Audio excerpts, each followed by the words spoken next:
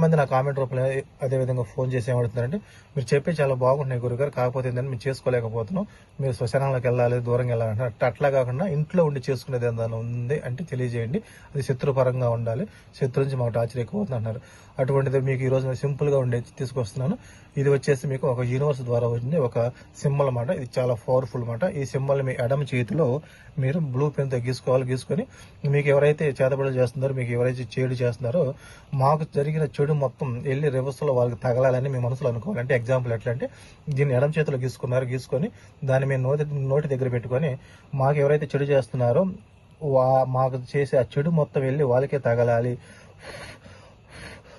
అని ఊదాలన్నమాట. ఆ విధంగా 3 సార్లు చెప్పండి, 3 సార్లు ఊదండి. ఊదిన తర్వాత మీరు ఏం చేస్తారంటే, వాళ్ళకి వెళ్ళి జరిగింది తగిలింది అనుకోవాలన్నమాట. మీరు చెప్పిన వెంటనే వాళ్ళకి వెళ్ళి తగిలింది థ్యాంక్ యూ యూనివర్స్ అనుకోవాలన్నమాట. ఈ విధంగా మీరు కంటిన్యూగా 11 రోజులు కానీ 21 డేస్ కానీ చేయండి. మీకు రిజల్ట్ అనేది మీ కళ్ళతో మీరు చూస్తారన్నమాట. చాలా పవర్ఫుల్ అన్నమాట. ఇది ఒక శత్రు నాశనం సంబంధించిన యూనివర్స్ సింబల్ అన్నమాట.